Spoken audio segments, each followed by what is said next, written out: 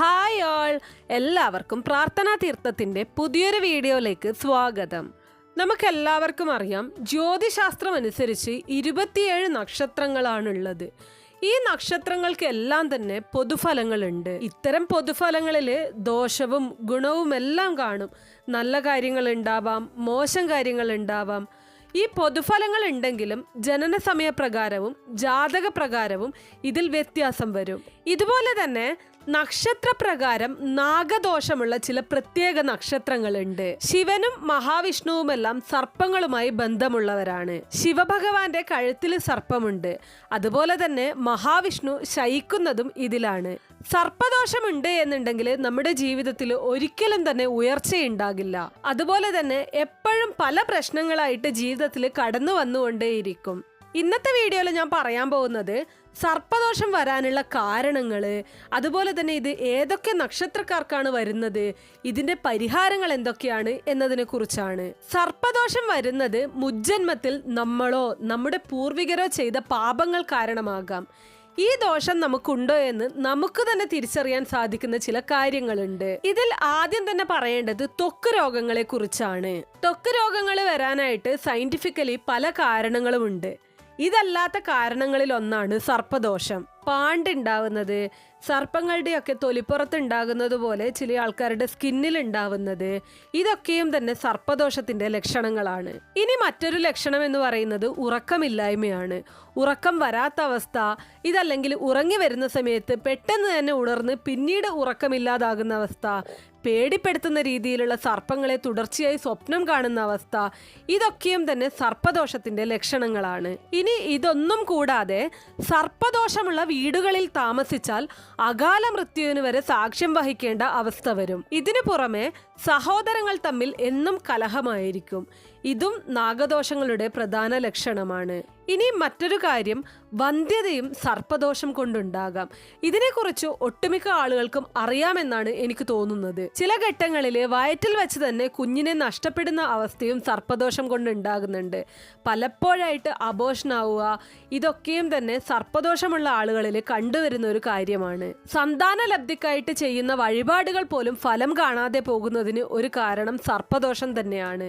എല്ലാം ഉണ്ടെങ്കിലും ഒന്നുമില്ലാത്തൊരവസ്ഥ, സന്തോഷം അനുഭവിക്കാൻ ശാരീരികമായും മാനസികമായും അവസ്ഥയില്ലാതെ വരുന്നു, വിവാഹ തടസ്സമുണ്ടാകുന്നു, ഒറ്റപ്പെട്ട അവസ്ഥ അനുഭവിക്കേണ്ടി വരുന്നു.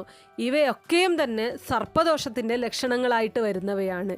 ജന്മനാ നാഗദോഷം വരാനുള്ള സാധ്യത ചില നാളുകാരിലുണ്ട്. അത്തം, തൃക്കേട്ട, രോഹിണി, പൂരുരുട്ടാതി, പൂയം, വിശാഖം, ഉത്രട്ടാതി എന്നീ നക്ഷത്രക്കാർക്കാണ് നാഗദോഷവും സർപ്പദോഷവും വരാനുള്ള സാധ്യത കൂടുതൽ. ഇത് ജാതകം പരിശോധിച്ചു കഴിഞ്ഞാൽ അറിയാനായിട്ട് സാധിക്കും. ജീവിത ദുഃഖങ്ങൾക്ക് കാരണം നാഗദോഷമാണോ എന്ന് അറിയേണ്ടതായിട്ടുണ്ട്. ഇതിന് പരിഹാരമായിട്ട് ചെയ്യാവുന്ന ചില കാര്യങ്ങളുമുണ്ട്. നിങ്ങളുടെ സാമ്പത്തിക സ്ഥിതി അനുസരിച്ച് പുറ്റും മുട്ടയും വാങ്ങി മണ്ണാറശാല അമ്പലത്തിൽ സമർപ്പിച്ച് പ്രാർത്ഥിക്കണം.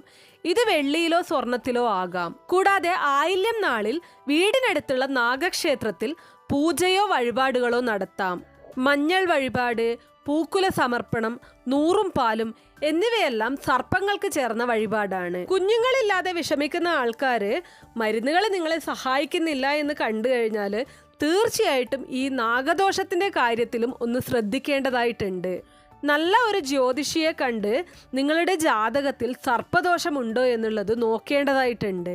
ജാതകത്തിൽ സർപ്പദോഷം ഉണ്ടെങ്കിൽ നിങ്ങൾ എത്ര തന്നെ മരുന്ന് കഴിച്ചാലും എന്തൊക്കെ കാര്യങ്ങൾ ചെയ്താലും അതൊന്നും തന്നെ ഫലം കാണാതെ പോകും. ജ്യോതിഷി പറയുന്നതിനനുസരിച്ച് നാഗദോഷത്തിനുള്ള പരിഹാര മാർഗങ്ങൾ ചെയ്തു കഴിഞ്ഞാൽ മാത്രമേ നിങ്ങൾക്ക് മുന്നോട്ടേക്ക് പോകാനായിട്ട് സാധിക്കുള്ളൂ. അറിഞ്ഞോ അറിയാതെയോ നാഗങ്ങളെ ഉപദ്രവിക്കുക, കാവിലെ മരങ്ങൾ നശിപ്പിക്കുക മുതലായ ദോഷങ്ങൾ ചെയ്തു പോയവർ നാഗപ്രായശ്ചിത്തം ചെയ്യേണ്ടതായിട്ടുണ്ട്. എല്ലാ ആയില്യം നാളിലും വ്രതമനുഷ്ഠിക്കുന്നത് വളരെ നല്ലതാണ്. 9 ആയില്യങ്ങൾ തുടർച്ചയായി വ്രതമനുഷ്ഠിക്കുന്നത് നാഗദോഷങ്ങൾ അകലാൻ വളരെ ഗുണം ചെയ്യും.